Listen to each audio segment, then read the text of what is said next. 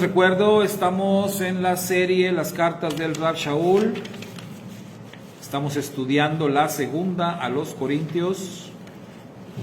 Y hoy nos toca el capítulo 13.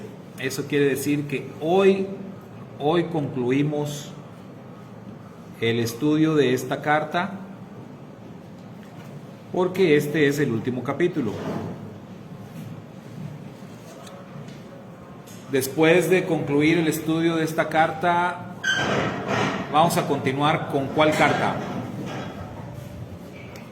¿Cuál va a seguir? Filipenses, a los Filipenses. Y ahí dijimos, ya nos vamos a ir en orden, ¿verdad? A los Filipenses, a los Colosenses. Bueno, en el orden tradicional. En el orden tradicional, porque hay unas versiones que el orden lo manejan diferente.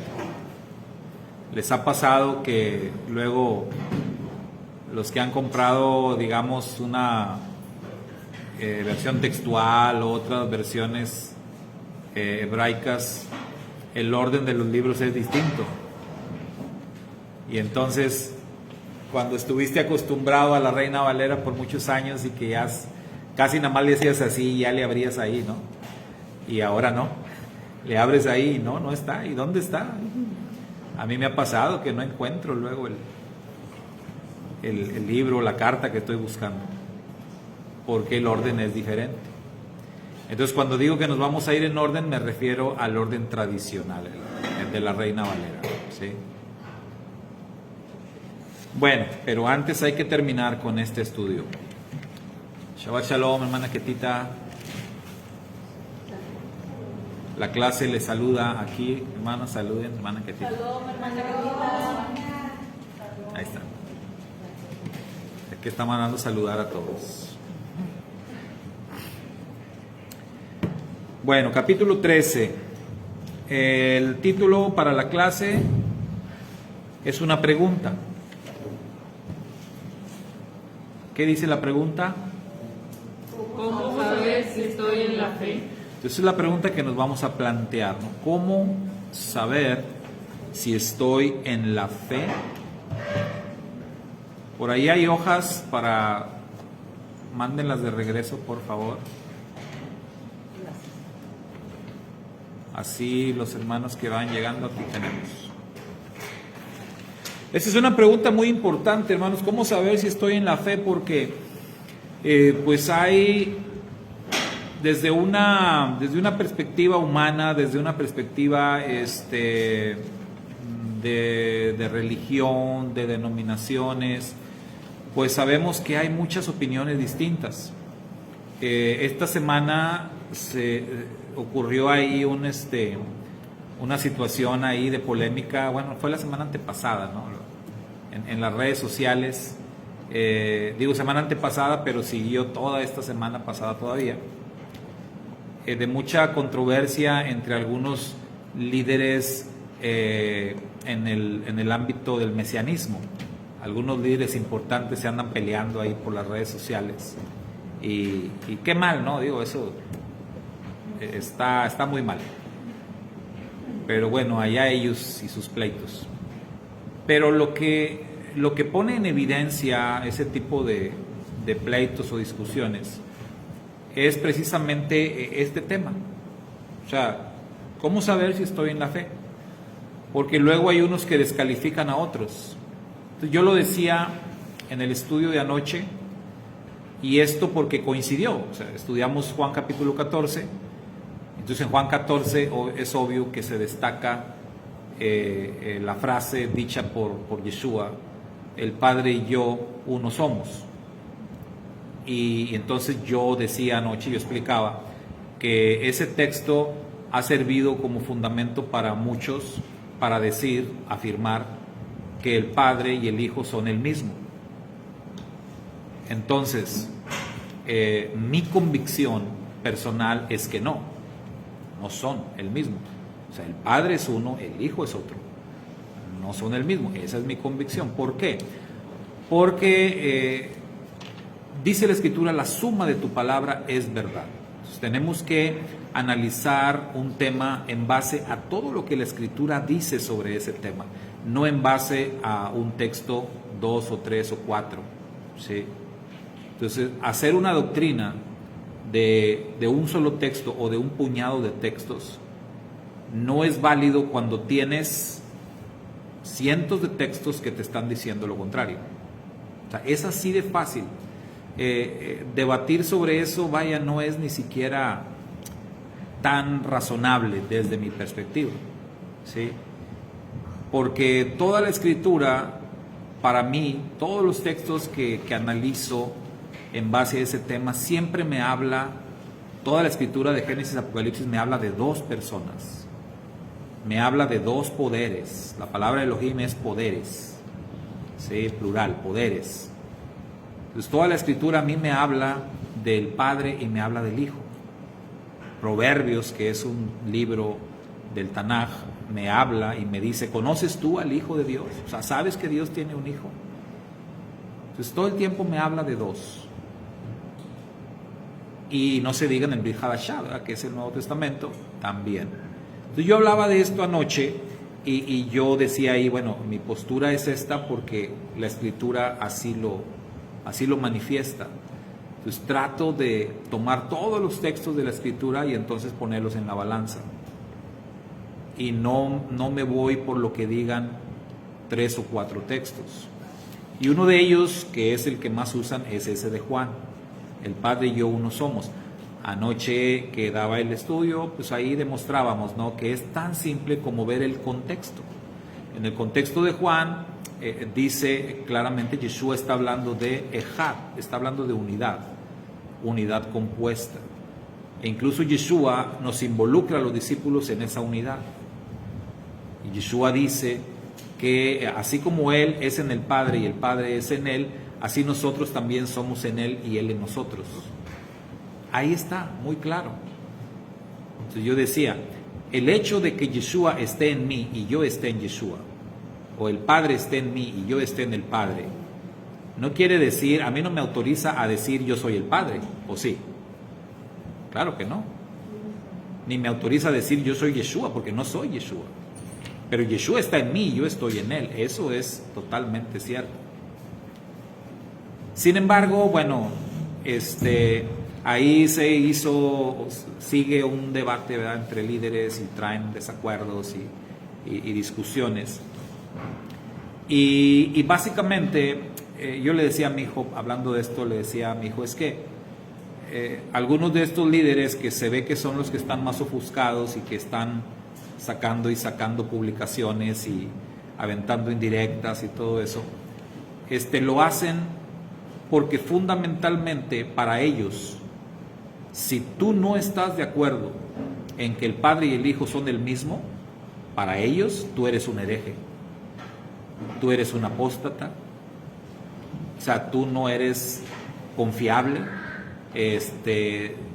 no eres digno de que te saluden. Casi de lo que eres digno es de las llamas del infierno, ¿no? Porque no crees que el Padre y el Hijo son el mismo. Hay grupos que son así, bien radicales, ¿sí? Pocos, gracias al Eterno son pocos, ¿no? Pero son principalmente los que se identifican como judío-mesiánicos. Los judío-mesiánicos, no todos, pero ese tipo de grupos judío-mesiánicos son los que son defensores del nombre, los que enfatizan mucho el tema del nombre. Bueno, y al rato vamos a hablar del nombre de Yeshua, pero los que enfatizan mucho el tema del nombre y que enfatizan mucho que el Padre y el Hijo son el mismo, esos grupos son los que son así, cerrados, radicales. Y si tú no estás de acuerdo, entonces te rechazan, te ponen la etiqueta de apóstata, de hereje. Y no, apártate. A la gente le van a decir, no, apártate de esa persona, aléjate de ahí, ni le hables, ni lo saludes. Entonces hay grupos, desgraciadamente hay grupos muy fuertes, judío-mesiánicos muy populares, que enfatizan mucho esto. Gracias al Eterno, pues hay mucho más grupos que toman la enseñanza completa de las Escrituras y que ponen en la balanza, ¿no?, realmente todos los textos. Personas de las que hemos aprendido, a mí me preguntan y yo les digo, bueno, yo aprendí mucho de todos y he aprendido mucho de todos, pero aprendí mucho y sigo aprendiendo de Joseph Sánchez, precisamente a ir a todo lo que la Escritura dice. O sea, yo no voy a afirmar una doctrina si primero no examino todo lo que la Escritura dice sobre ese tema. Eso es lo que hay que hacer, ¿sí?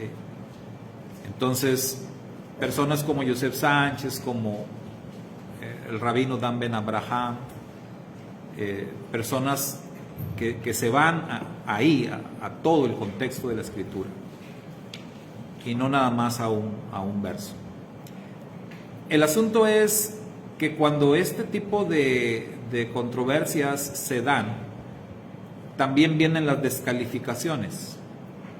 Y les decía, entonces, estos grupos judío-mesiánicos que son muy fuertes, de pronto van a descalificar a otros líderes, van a descalificar enseñanzas y le van a decir a la gente que creer ese tipo de cosas es estar fuera de la fe.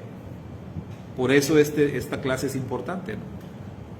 Porque aquí el Rav Shaul nos va a decir cómo podemos evaluarnos y saber si estamos en la fe o no estamos. Porque yo no me voy a guiar por lo que me diga una persona, así sea quien sea. Por eso Yeshua dijo, a nadie le digáis rabí, porque un solo rabí hay y soy yo, dijo el Mashiach.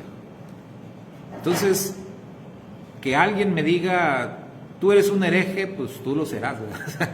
Yo no le voy a hacer caso a una persona que me diga hereje o apóstata, eso que tú crees está mal. Bueno, a ver, yo tengo que ir a la palabra, comprobar en la palabra, ¿sí? Y respecto si estoy o no estoy en la fe, lo que tengo que hacer es un autoexamen. No me voy a reprobar nada más porque alguien me está reprobando, una persona, no. Tengo que hacer un autoexamen. Entonces de esto habla la clase, ¿no? Por eso se vuelve tan importante. Y pues sobre las controversias que se dan y descalificaciones ahí entre líderes y eso, pues digo, son cosas que no deberían de ocurrir, pero lamentablemente ocurren, ¿verdad? Lamentablemente pasan.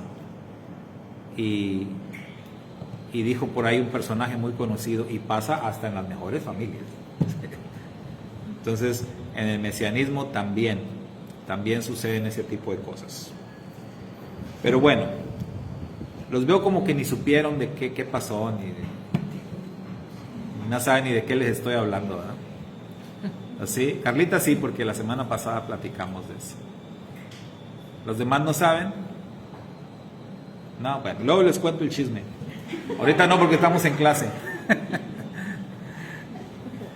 Pero sí, sigue, el asunto sigue todavía ahí vivo y en las redes sociales. Pero bueno, esperemos que el Eterno siempre saca buenas cosas, aún de lo malo. Esperemos que algo bueno salga. El texto clave, hermanos, examínense a ustedes mismos, a ver si están en la fe. Pruébense a ustedes mismos. ¿Acaso no saben que Yeshua HaMashiach está en ustedes? A menos que sean reprobados. Espero que ustedes se den cuenta de que nosotros no estamos reprobados. Si quieres desconecta, hijo, allá todo, para que es que ese ruido viene, es como una señal. Es como una señal de radio que quiere agarrar el equipo y entonces hace ese sonido. Como que hay por ahí señales en el aire. Bueno, entonces vean ustedes que aquí en el texto se da cuenta, aquí también dice que Yeshua está en nosotros. Sí. Yeshua está en ustedes. Y dice, a menos que estén reprobados. O sea, ya de entrada el texto nos está diciendo que si Yeshua no está en nosotros, pues estamos reprobados. Entonces Yeshua tiene que estar en nosotros. Vamos a ver, bueno, qué significa eso, ¿no? Para ver si podemos estar aprobados o no. Saber si estamos en la fe o no. Pero para eso Él tiene que estar en nosotros. En el pequeño comentario que pusimos acá, dice, ¿de dónde viene tu fe? Es una pregunta. Y es una pregunta muy importante. ¿De dónde es que viene tu fe? ¿De filosofías? ¿De religiones? ¿De la Torá? ¿De Moisés y los profetas? ¿En base a qué vives? La Escritura dice, muéstrame tu fe sin tus obras y yo te mostraré mi fe por mis obras. No se trata de imaginarte que estás en la fe o creer que estás en la fe. Porque si tú le preguntas a cualquier persona si tiene fe, te va a decir que sí. Incluso si le preguntas si cree en la Biblia, te va a contestar que sí. Pero no se trata de eso. Se trata de vivir lo que dice la Biblia. La Escritura dice, el que no se halló inscrito en el libro de la vida fue lanzado al lago de fuego. Esto quiere decir que si tu vida no corresponde con lo que está escrito en la Biblia, entonces no tienes parte en el reino venidero. Pablo dijo, yo por eso me glorío de ustedes. Ustedes son mi carta de presentación, porque ustedes son cartas abiertas, leídas por todos. La gente puede leer la Biblia o puede también ver tu vida. ¿Hallarán congruencia entre lo que dice la Biblia y lo que ven en tu vida? Bueno, esto para llevarnos, ¿no?, al punto principal de esta clase, de este tema. Entonces, ¿de dónde viene tu fe? Es una pregunta bien importante. ¿De dónde viene? ¿De dónde surge tu fe, tus convicciones, lo que tú crees? Una vez le dije a una hermana que empezó a tomar clases con nosotros ahí en casa. Se interesó, ella es miembro de una iglesia cristiana, pero se interesó en tomar algunas lecciones sobre lo que nosotros compartimos. Y entonces yo le hablaba precisamente de esto, ¿no? O sea, ¿de dónde viene tu fe? La historia es importante, ¿sí? Siempre es importante la historia. Y es un argumento que utilizo mucho cuando platico con hermanos, ¿verdad?, que son parte de alguna iglesia cristiana. Suelo utilizar ese argumento. Sobre todo cuando estoy platicando con personas que son parte del movimiento neopentecostal. Porque estoy apelando a la razón, ¿verdad? Estoy apelando a la razón cuando les cuestiono, cuando les digo, oye, ¿conoces tú la historia de tu iglesia? Y ya la simple pregunta, pues, es los lleva, ¿no?, a pensar, a reflexionar algo que, pues, seguramente nunca lo pensaron. ¿Cómo? Sí, o sea, a ese lugar donde tú asistes, donde estás aprendiendo de la palabra, conoces la historia, qué hay detrás, de dónde viene, porque pues es importante saber. O sea, si tú estás confiando tu destino eterno, porque vamos a verlo de esa perspectiva, si tú estás confiando tu destino eterno en estas personas, en ese grupo, pues como que es importante conocer un poquito, ¿no?, de su historia, de dónde vienen, cómo es que surgieron. Y apelo a esto, ¿por qué? Porque los movimientos neopentecostales son los más nuevos, ¿sí? Entonces les empiezo a hablar de historia y mucha gente pues se sorprende sinceramente. Y dicen, wow, no, pues no sabía. Entonces, siempre uso la historia y obviamente les digo, bueno, sabes que la Iglesia Católica, cuando la Iglesia Católica dicen y argumentan, lo vimos en el tema, ¿no?, de la autoridad, las Sagradas Escrituras. Cuando la Iglesia Católica argumenta ser la iglesia más antigua de todas, pues tiene razón, desde la perspectiva denominacional. Ellos son los antiguos, son los que tienen los derechos en ese rubro, porque las iglesias evangélicas nacen en el siglo XV, siglo XVI, ahí nace el protestantismo. Y las iglesias que surgen en ese tiempo básicamente son las bautistas, luteranas, presbiterianas y, se me está escapando una, metodistas. Entonces, básicamente, y no más. Entonces, estas son las iglesias evangélicas fundamentales, ¿no?, que nacen del movimiento de la Reforma. Para que nacieran otros grupos tuvieron que pasar siglos. Ya en el siglo XVIII, XIX, nacen los adventistas.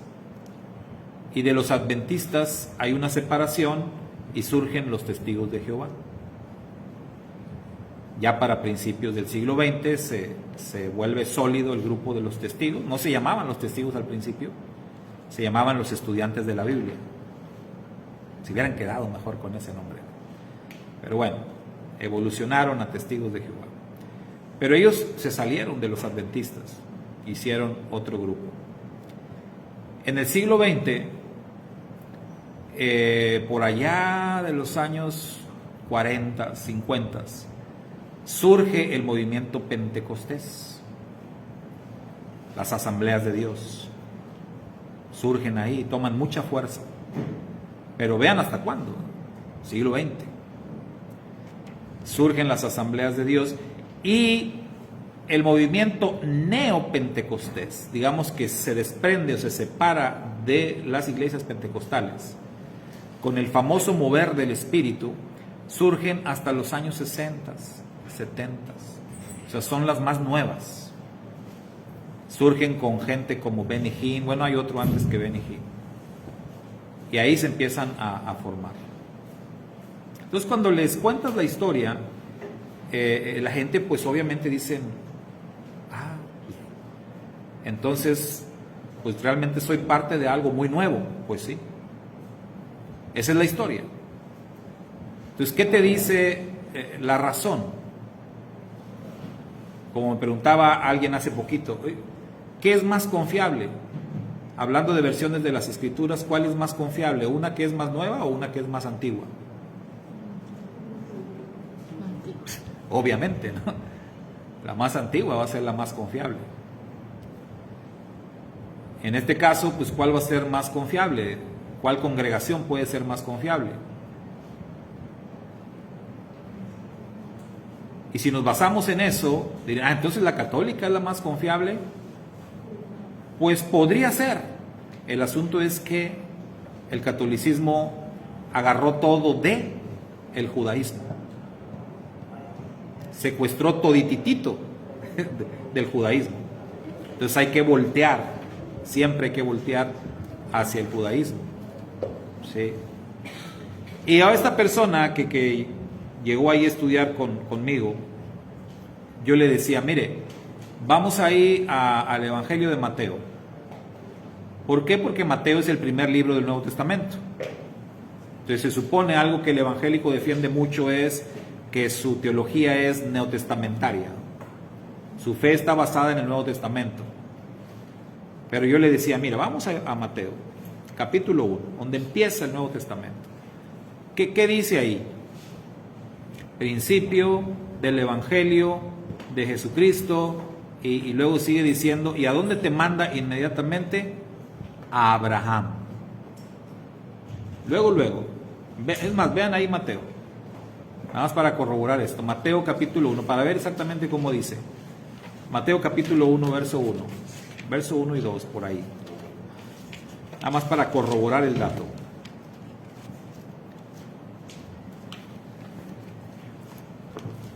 Libro de la generación de Yeshua, hijo de David, hijo de Abraham.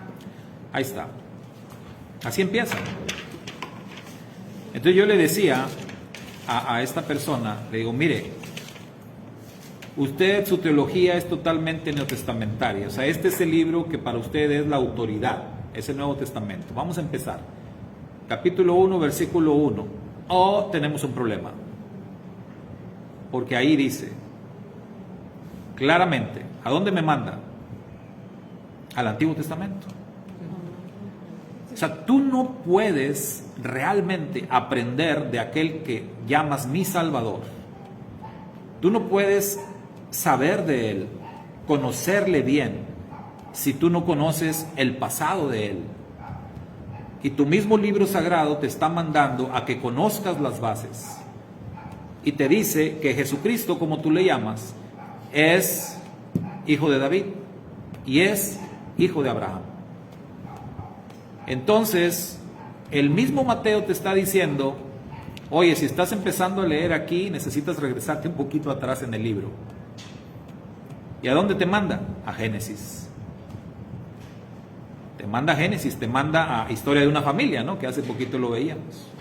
Tienes que conocer a Abraham. ¿Por qué? Porque el Eterno fue con el que hizo pacto con Abraham. Y Yeshua es la culminación de ese pacto. Entonces ya le expliqué y entendió y dijo, pues es cierto, entonces tengo que aprender de Abraham, tengo que aprender del pacto, tengo que aprender de David, porque básicamente Mateo menciona a Abraham y menciona a David, porque con ambos el Eterno hizo pacto, y con ambos el pacto que el Eterno hizo con Abraham y el pacto que el Eterno hizo con David encuentran su culminación en la persona de Yeshua. Pero si tú no conoces de ese pacto, ¿cómo puedes conocer a Yeshua? Entonces ese también es un buen punto de partida. Entonces, ¿cómo saber si estoy en la fe? El Rab Shaul está diciendo, de entrada, si Yeshua no está en ti, ya estás reprobado. Entonces vamos a las preguntas. Ahora sí, las preguntas del capítulo 13. Pregunta número 1, hermana Belita.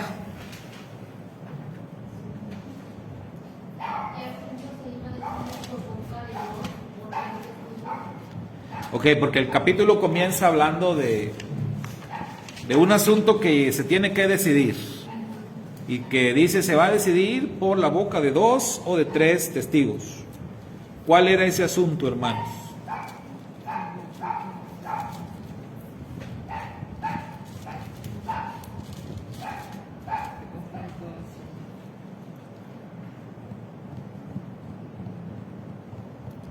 Creo que no leyeron, ¿verdad? Sí, pero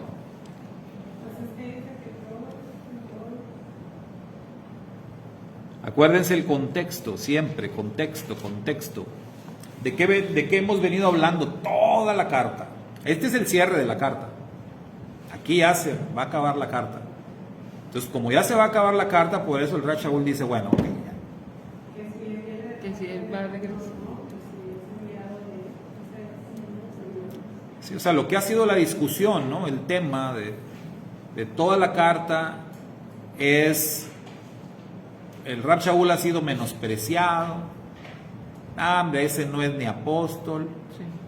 No, lo que Pablo enseña, ¿no? No, hombre, Pablo está chaparrillo, está pelón, habla bien despacito. No, y luego escribe cosas bien fuertes y bueno, de todo, ¿no?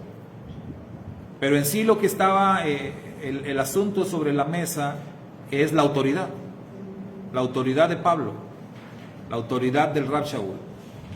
¿Realmente él tenía la autoridad para ser un apóstol? ¿Realmente él era un enviado del Mashiach, Yeshua? ¿Realmente las enseñanzas del Rab Shaul tenían peso y autoridad como las de los profetas?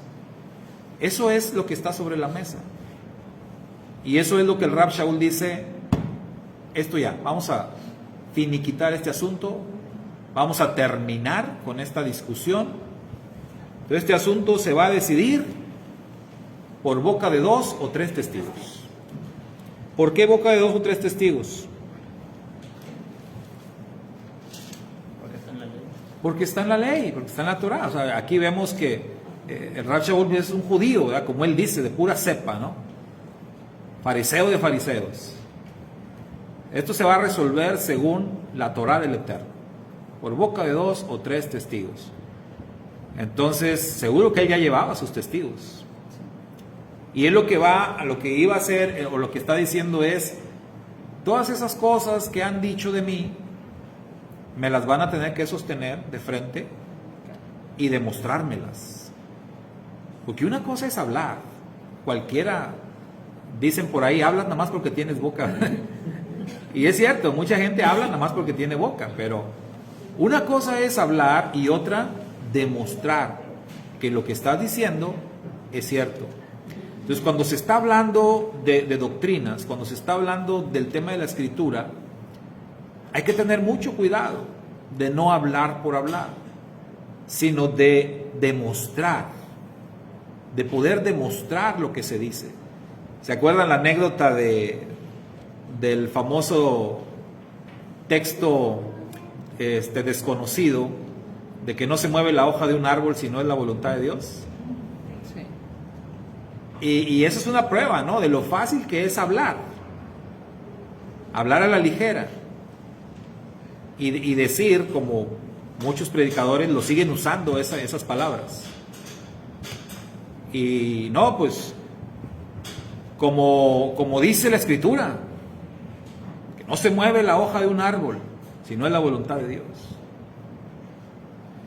Yo escuchaba decir esa frase, a lo mejor la llegué a usar, pero nunca dije como dice la Escritura, gracias a Dios.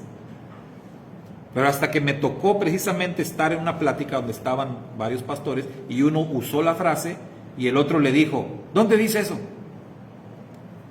Pues ahorita no tengo, hermano, la cita, pero dice. Y el otro contestó, te doy 20 años para que me encuentres esa cita. No, pues ya cuando dijo así yo dije, no, pues no dice entonces. Definitivamente no dice. Y es muy vergonzoso que siendo pastor, se supone, ¿verdad?, un pastor pues está estudiado, sabe, y que no sepas, y estés usando esa frase y estés diciendo, como dice la Biblia. ¿Dónde dice eso? ¿Dónde dice? Que es el argumento que yo utilizo con el tema ¿no?, que decíamos de que si el Padre y el Hijo son el mismo.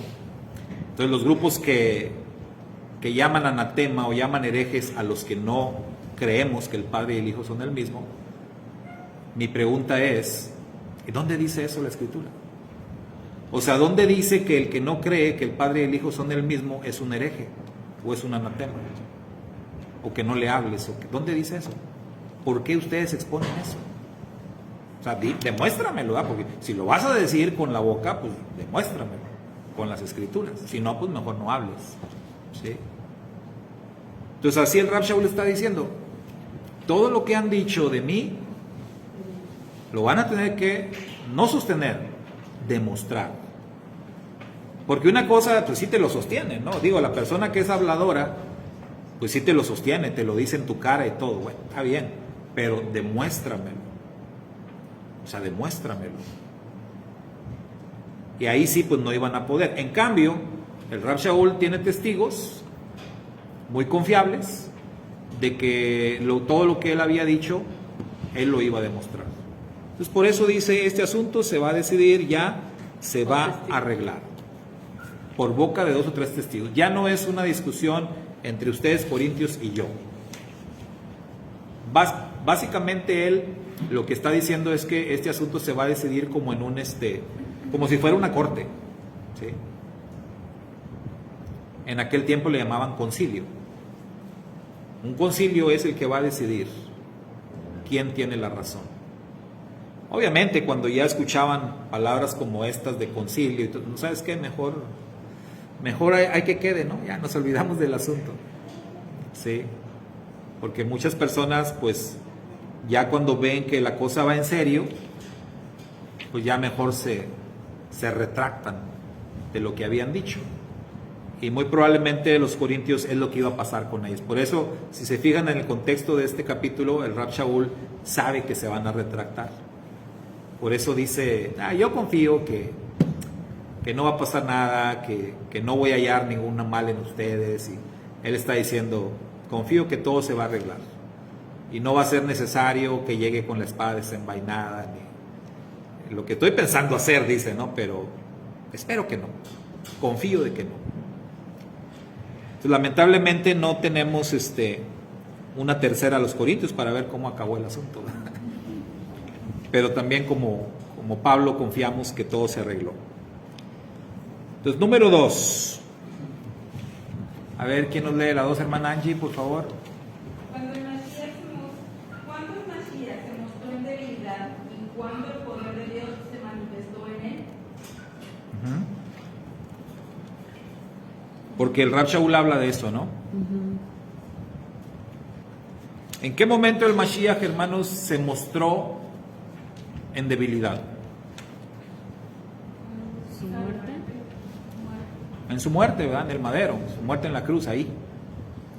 Dice el Rab Shaul, así el Mashiach, él se mostró en debilidad, dejándose matar. Fue su voluntad mostrarse así. Y aún en ese momento,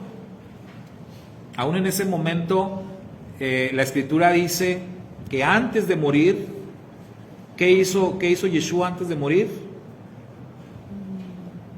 Hizo algo, dice la Escritura, antecitos de entregar el Espíritu. Gritó, ¿verdad? Clamó a gran voz, dice.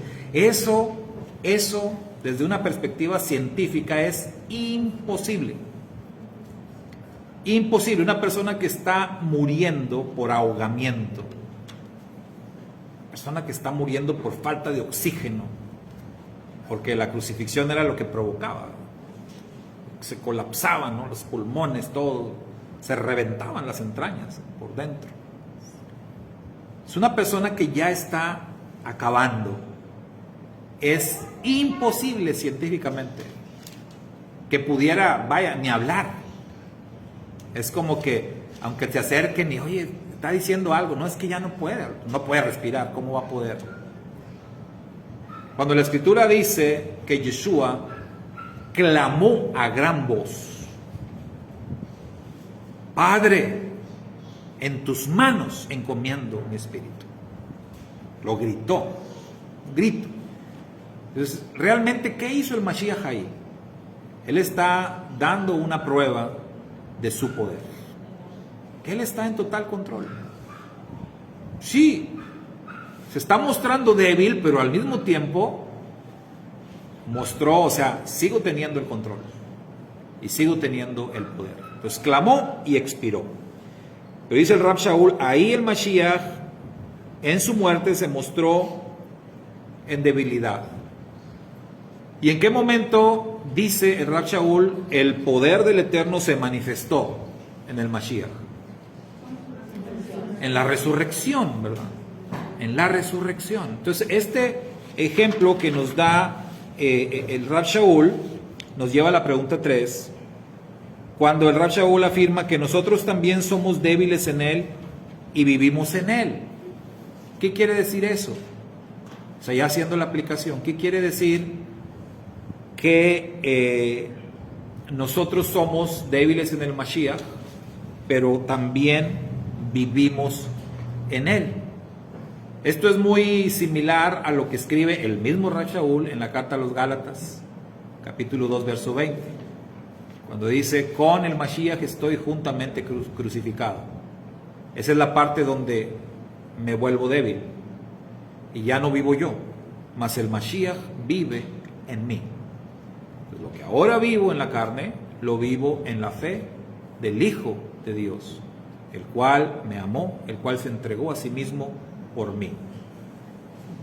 La debilidad, por un lado, pero el poder del Eterno manifestado por otro lado.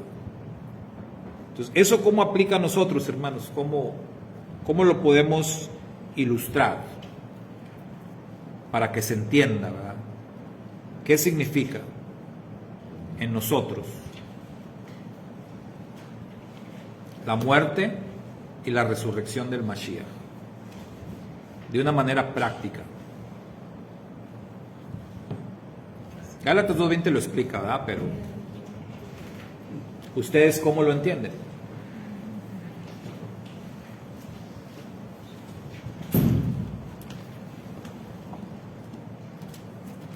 No se peleen.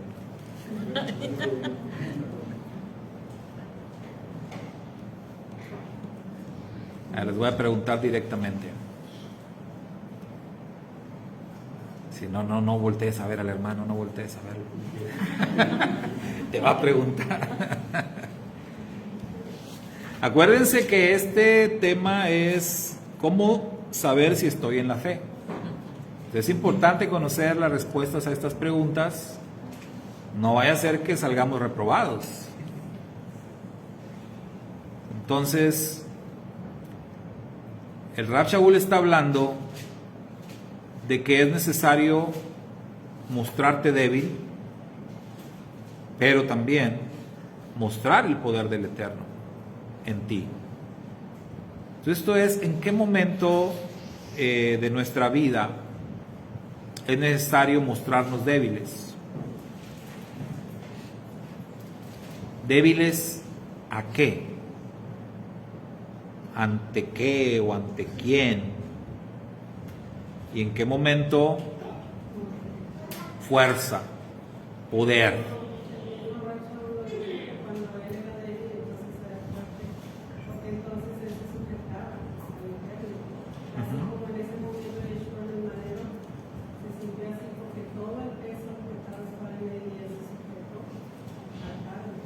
Exacto.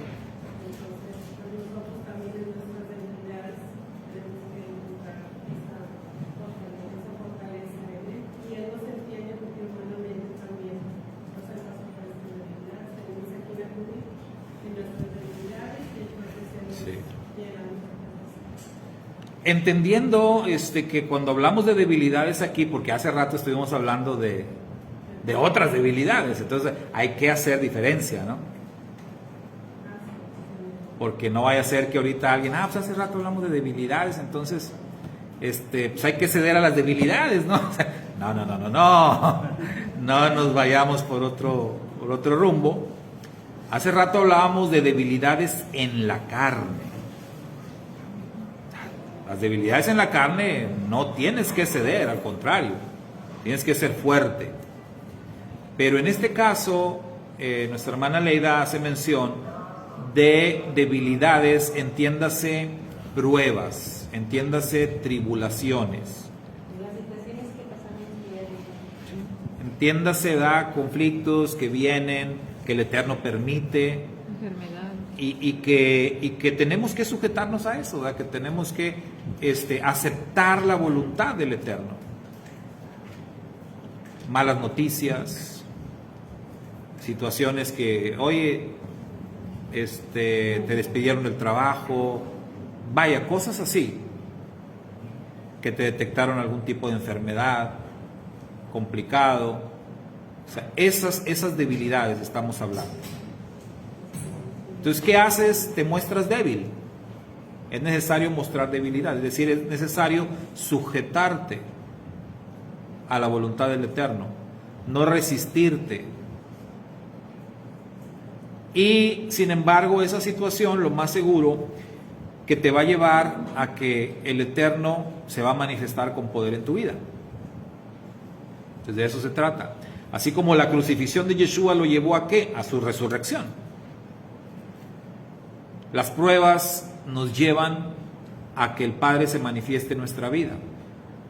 Cuando tú eres probado, cuando tú viene una situación en tu vida y tú te sometes a ella, está escrito, eres bienaventurado, eres bendecido, eres dichoso, porque después de esa prueba tú vas a salir más fuerte de lo que eras antes. Es como el músculo, ¿no? Los que entrenan los que entrenan pesas saben que si tú quieres que el músculo crezca, lo tienes que reventar. Revientas el músculo, entonces crece. Crece, ¿por qué? Porque si lo reventaste como una medida preventiva, el músculo crece más grande porque así se prepara para que ya no lo puedas reventar. Así trabaja el cuerpo. Así también trabaja el alma. Cuando tú eres sometido a una prueba fuerte en tu vida y superas esa prueba con el poder del Eterno, sales de esa prueba mucho más fuerte para soportar una prueba mayor. O sea, quedas listo para una prueba mayor. Obviamente nadie quiere una prueba mayor, pero estás listo, me explico.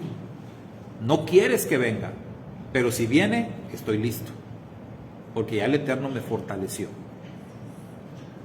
Entonces de eso está hablando el Rav Shaul cuando habla de debilidad y de poder del Eterno. Número 4, ¿por qué es necesario autoexaminarse para comprobar que estamos en la fe? Y ahí entre paréntesis pusimos, ¿no sería mejor ser examinado por alguien más? O sea, ¿por qué es necesario hacer un autoexamen? O sea, examinarme yo mismo. ¿Por qué mejor no le digo a alguien más que me examine? ¿No sería más fácil que yo le preguntara a Iván, oye Iván, ¿cómo ves? ¿Crees que estoy en la fe o no? O le preguntara yo a la hermana Asunción, oye, ¿cómo ves? Hazme un examen, ¿no? Quiero saber si estoy en la fe, entonces, examíname. Dime tú si estoy bien o estoy mal. En lugar de yo mismo examinarme. La pregunta es ¿por qué? ¿Por qué tengo que ser yo el que me examine? ¿Por qué mejor no le pregunto a alguien más? Porque solamente nosotros conocemos lo que fallamos. Yo me voy más en el sentido. Ok, como que todos opinan más o menos igual. A ver, Iván opina otra cosa. Es que yo siento más porque a mí siempre me ha pasado porque soy de esas personas que como que siempre se cuestionan todo lo que uno hace. Es como que uno no se siente en paz. Y creo que es uno mismo el que se da cuenta. Porque cada quien es terco a su manera. Si alguien te lo dice, puedes aceptarlo, pero es como que entra en uno, el razonamiento de uno como que te despiertes, como que estoy mal. Te autoexaminas. Es algo como que no es fácil de explicarlo porque es algo que como que cada quien tiene su forma de verlo y su tiempo para ese despertar de esa conciencia. Pero vieron que básicamente todos los que alcancé a escuchar que respondieron, todos estaban diciendo lo mismo. O sea, nadie nos conoce lo suficiente para examinarnos. Como que todos ocultamos cosas, todos escondemos cosas. O sea, hay cosas de nosotros que nadie sabe. Nadie. O sea, ni siquiera en el matrimonio. Puede haber un matrimonio con muchos años de casados. Hermano, ¿ustedes cuántos años de casados tienen? 35. Un número difícil de ver hoy en día, ¿no? Digo, ya es difícil ver matrimonios longevos ya hoy. Pero aún con 35 años, y aunque tuviéramos aquí un matrimonio con 50 años o más de casados, aún así hay cosas del uno que el otro no sabe. No se vayan a pelear por eso. A ver, ¿qué me has estado escondiendo? No, es que realmente dicen que el hombre y la mujer son iguales, pero hay ciertas cosas en la pareja que deben ser diferentes a uno, ¿no? Si uno cree que todo es igual, no, cada quien tiene sus problemas, cada quien tiene. Yo problemas me escondo mi trabajo y ya no sabe lo que hago en el trabajo. Exacto. Yo no sé lo que hace en la casa. Sí. Pastor, precisamente ayer él comentó algo de su vida pasada, ¿verdad? De su tiempo pasado, a lo mejor todavía no está. Ah, ok, yo pensé que dije, oye hermano, ¿cree en la reencarnación? ¿A poco sí? Uy, ¿cómo no me lo habías platicado? Ah, ya ve, ya ve. O sea, ahí coincide con lo que usted está diciendo, o sea, no nos sabemos todo. conocemos aún de No. 5 años de vida juntos, Hasta que termines de conocer. Hay una anécdota que a mí, la verdad, me dio mucha risa en su momento y la platico porque, no porque me dé risa, sino porque nos enseña precisamente esto, ¿no? Que estamos hablando cómo uno puede guardar cosas simples, cosas sencillas y las puedes guardar y esconder y disfrazar durante mucho tiempo. Una vez me platicó una hermana, me dijo, fíjese pastor que tuve una discusión con mi esposo y ellos igual tenían, no sé, pues más de 40 años yo creo de casados y tuvieron una discusión por X, ¿verdad? Cualquier cosa de esas discusioncitas, ¿no? Pero que finalmente llevó a su esposo a levantarse en ese momento y salirse de la casa, ¿no? Y irse con sus amigos por ahí. Y ya se fue el enojado y bueno, pues Dios te bendiga y todo, y ya se salió. Y dice, bueno, ya se había salido y se regresa y abre la puerta nada más para decirme, y no creas que se me ha olvidado aquella vez que tu mamá me corrió de la casa y que no sé qué. Y me decía ella, pastor, eso pasó hace más de 40 y tantos años. Dice, créame, yo hasta me quedé, lo corrió, pues ¿cuándo sería eso? Y ya se quedó pensando hasta que se acordó del momento, dice, pero éramos novios. Más de 40 años casados. Y eso pasó cuando eran novios, pero él lo traía atorado ahí. Él lo traía guardado. Nunca se lo había dicho. Y en esa discusioncita fue la ocasión, él sintió, y no creas que se me ha olvidado, que tu mamá me corrió aquella vez. Y dije, pues si yo no fui, fue mi mamá, pero me lo dijo en forma de que todavía no te lo perdono.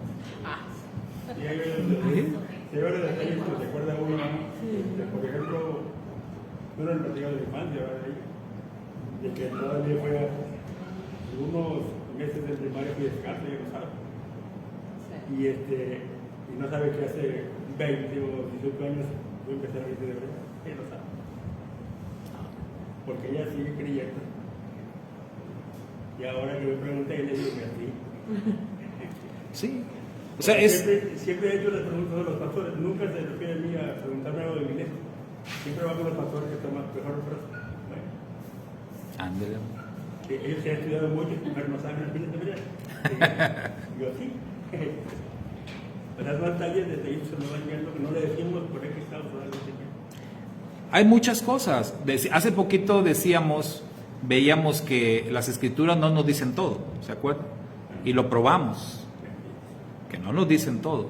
Así también, o sea, hay muchas cosas que no nos decimos, que no platicamos, y a veces se causa sorpresa, a veces, ay, ¿por qué nunca me habías dicho? Pues no sé, no se había dado la ocasión, O no es tan importante. o no es importante, o no sé, no encajaba en el tema, lo que sea. Pero la verdad es que hay muchas cosas que escondemos. Cuando digo que tenemos cosas ahí, no quiere decir cosas malas. Estoy hablando de cosas simples, sencillas, que no siempre cuentas, no siempre platicas. A veces hay cosas tristes que prefieres no platicarlas o que prefieres ni siquiera acordarte. Hay eventos a veces en la vida de una persona que el simple hecho de recordarlos te lastima. Y si lo quieres empezar a hablar, no puedes. Entonces, ¿para qué? Mejor ni tocas el tema. Pero están ahí, ¿verdad? Entonces, esto es, pues es algo que prueba el por qué no nos puede examinar otra persona. La persona más indicada y capaz para examinarse, pues eres tú mismo. Hace rato decíamos, ¿no? Tu peor enemigo eres tú mismo. Así es. Y aquí también el más calificado para examinarte, pues eres tú. Nadie te conoce mejor. Digo, el Eterno sí. Pero aquí la cosa es, ¿quién se atreve a decirle al Eterno, examíname, oh Elohim? Pues solo que seas el rey David, ¿verdad? Porque fuera de David yo no veo a nadie más que dijera, examíname, oh Dios. Está difícil. ¿O ustedes sí le entran a decirle al Eterno, como dijo David, examíname, oh Elohim? Examina mis caminos y ve, sobre todo, ve que no vas a hallar nada mal. Una pregunta así me hacía mi hijo anoche, que veníamos de allá de Puerta Grande. Yo soy muy miedosa para cruzar el Ramián. Siempre que voy así, de ida y de venida. Voy bien tensa y vengo bien tensa, ya no de pensar que voy a cruzar ese lugar. Y me decía, mami, si tú tienes miedo a morirte, o sea, es que luego pasan los trailers y tú te pones muy nervioso. Y si te llegara a pasar algo, pues tú tienes miedo. Y le digo, no. Dice, entonces tú estás segura de que te vas a ir con Dios. Y digo, bueno, la última palabra la tiene él. Él es quien determina si soy digna para estar con él o no. Pero no tengo miedo a morirme. Bueno, si no tienes miedo a morirte es porque estás tú segura. Y dije, no, o sea, yo te estoy respondiendo, o sea, la última palabra la tiene él. Pues no me considero una persona justa para decir que sí. Entonces, pero sí, no tengo miedo a la muerte, ¿verdad? Entonces ya me dice, ¿y cómo le podría yo hacer para que yo también pueda pensar lo mismo? O sea, no tener miedo a la muerte. Pues le digo, camina con él, conocerlo y vas a entender muchas cosas. Pero una de ellas es estar seguro de ti, o sea, nadie puede, si yo te pregunto a ti, Nico, ¿cómo me consideras a mí? ¿Crees que soy digna para estar delante del Eterno? Tú me vas a contestar, porque tú me conoces. Entonces ella me dice, no, pues sí. Pero sí es algo, o sea, siempre puedo preguntarle a alguien que a mí me conozca, decirle, ¿cómo me consideras tú? ¿Cómo soy? Porque de esa manera me voy a autoevaluar, voy a examinarme, voy a ver qué es lo que estoy haciendo mal para poder hacerlo mejor. Todos los días me voy a equivocar, pero sí examinarme todos los días para caminar delante del Eterno. Así es. O sea, la recomendación de Rav Shaul es autoexamen. Examínense a ustedes mismos. Y lo que se trata aquí de descubrir, o digamos la especialidad de este examen, es descubrir si estás en la fe. Es como si hablaras de materia. No es lo mismo un examen de matemáticas que un examen de inglés. En este caso es un autoexamen para ver si estás en la fe. Hay que entender qué significa estar en la fe, ¿verdad? También. Entonces, número 5, Iván, ¿cómo dice la pregunta 5? ¿Cuáles son las cosas que se deben evaluar en el autoexamen? ¿Qué cosas, hermanos? ¿Qué cosas? Si se trata de un examen para saber si estoy en la fe, bueno, ¿qué cosas se van a examinar? Les decía, si es un examen de matemáticas, ¿qué espero que haya en un examen de matemáticas? No espero encontrarme en un examen de matemáticas con una pregunta de gramática, ¿verdad? Porque pues, es examen de matemáticas. No espero que me vayan a decir, escriba un fragmento del poema de fulano de tal. Pues no, es un examen de matemáticas.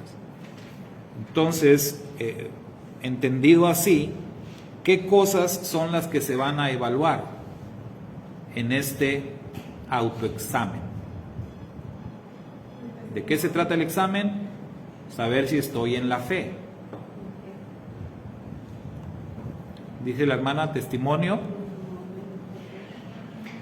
El testimonio me va a decir si estoy en la fe.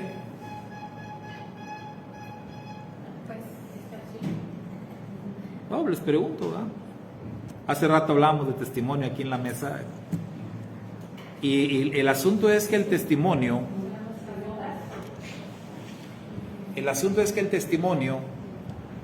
depende cómo lo veas. Porque muchos entienden testimonio como te ven las personas. Y eso no es testimonio. Realmente no. Porque hace rato yo le decía a la hermana Irene, ¿verdad? El Mashiach dijo, vino Juan que ni se juntaba con pecadores, ni tomaba vino, ni eso, y hablaron mal de él. Luego vengo yo me junto con pecadores, yo tomo vino, y hablan mal de mí. Entonces, ¿qué hacemos? Entonces, ¿qué es el testimonio? ¿El testimonio es para las personas o es para el Eterno? Para el Eterno. Sí, hermano. Pues en este caso deberíamos saber cuáles son las palabras que ha dicho uno en toda su vida. Uno sabe lo que ha dicho. ¿Qué he hecho con mis manos? ¿Qué he hecho con mis pies? ¿Qué he hecho con mi cuerpo? ¿Y qué he hecho con mis pensamientos? Debe ser de palabra, de hecho, o de omisión, que no he hecho también, eso es pecado. Ok, pero Tantas cosas que revisarnos. ¿cómo entendemos el tema de la fe? ¿Verdad? Porque esa es la clave. O sea, el examen se trata de ver si estamos en la fe, La fe correcta. en la emuná, ¿verdad? En la fidelidad al Eterno, porque eso es fe, fidelidad al Eterno. Entonces por allá dijeron nuestras obras, Muy bien. que entiéndase obras. Hay obras que para el Eterno son como trapo de inmundicia, pero hay obras que son la evidencia de nuestra fe, ¿verdad? Que es de lo que escribe el Rab Shaul en la carta a los Efesios, cuando habla de que por gracia somos salvos, por medio de la fe. Esto no es de nosotros, esto es un don de Dios. No por obras, para que nadie se gloríe. Ahí son las obras que son como trapo de inmundicia. O sea, obras de hombres, cuando tratas de quedar bien con los hombres. No por obras, esas no te van a ayudar. Porque somos hechura suya, creados en el Mashiach, Yeshua, para buenas obras.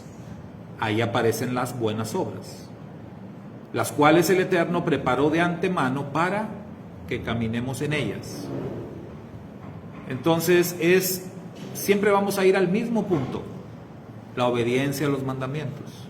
No existe otra manera de hacer buenas obras más que obedeciendo los mandamientos. Aquí citábamos en el comentario, ¿no? A Jacobo, muéstrame tu fe sin tus obras, y yo te mostraré mi fe por mis obras. Entonces, yo no digo que tengo fe, yo demuestro la fe a través de mi obediencia a los mandamientos.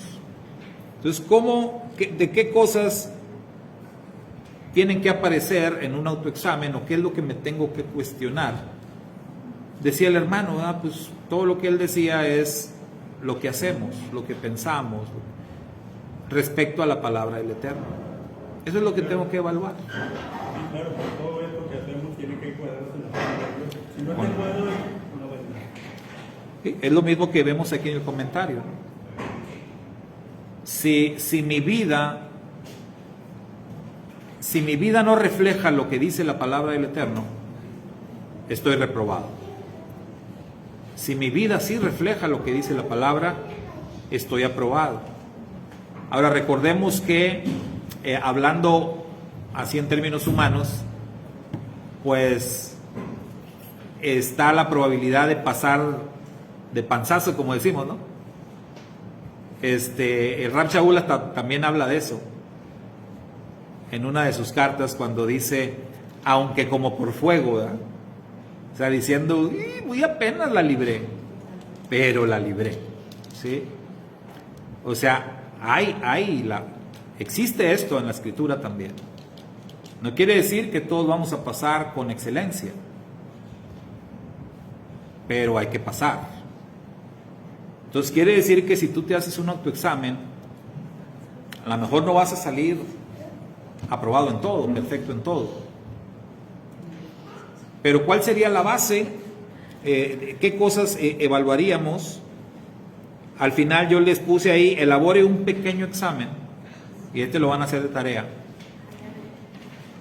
¿Ya lo hicieron? Ah, bueno. Bueno, Bueno, acá ya- 5 preguntas. Se pone Pequeñito, da 5 preguntitas, el cual usted piense que pone realmente a prueba su fe. Entonces, ¿en qué me voy a cuestionar a mí mismo? Si somos honestos, ¿verdad? Si somos sinceros, no nos vamos a cuestionar en las áreas que sabemos que somos fuertes. ¿Se acuerda el joven rico? Yeshua le dijo, los mandamientos conoces. Entonces, ¿qué tienes que evaluar? Dijo Yeshua, los mandamientos conoces. No robes, no mates, no cometas adulterio. Todo eso lo he guardado desde mi juventud. Sí, bueno. Entonces ya nada más te falta un pequeño requisito ya para que tengas días, ¿verdad? Anda y vende todo lo que tienes, dáselo a los pobres y después vienes y me sigues. Y ¡rum! Reprobó. ¿Sí? Bueno, y él se reprobó solo porque se dio la vuelta y se fue. Entonces, no sería muy honesto de nuestra parte hacer un examen de nosotros mismos en las cosas que sabemos que tenemos 10. Más bien, sería hacernos, estamos hablando de un autoexamen. O sea, yo no voy a hacer un examen pensando en mi hermana Asunción. O yo no voy a hacer un examen pensando en alguien más. Porque pues les haría un examen con toda la intención de reprobarlo. Entonces yo tengo que hacer un examen pensando en mí mismo. Y pensando en las partes de mi vida que necesito mejorar. Porque un autoexamen, ¿para qué me sirve? Para mejorar. Para mejorar, para superarme. Para salir de una situación en mi vida en la que he estado quizás atorado. Para eso me debe de servir. No, pues si me voy a poner preguntas donde todo lo hago bien, pues ¿qué caso tiene? Entonces, esto es una tarea, hermanos, y por favor háganla. No se las voy a pedir y enséñenmela. No. Es una tarea que es para ustedes, que ustedes sean muy honestos y hagan su pequeño examen. 5 preguntas, donde ustedes se cuestionen a sí mismos, se evalúen a sí mismos. Ya sabemos en base a qué, a los mandamientos, a las buenas obras. Entonces, preguntarme a mí mismo, ¿cómo estoy en esta área? ¿Sí? Y luego me platican cómo les fue. No les voy a pedir, enséñenme su examen, nada más les voy a preguntar, ¿cómo les fue en su autoexamen? De 5 preguntitas, ¿cuántas tuvieron buenas? ¿Aprobaron o no aprobaron? ¿Sale? Sale. Bueno, pues hoy nos corresponde decir nuestra frase, porque estamos concluyendo el estudio de un libro. Hazak, Hazak, venid, Hasek. Sé fuerte y seamos fortalecidos. Que la fuerza te acompañe. Shalom, hermanos. Gracias a los que estuvieron participando en la clase. Bendiciones, quédese con nosotros para la próxima clasecita en unos minutitos más.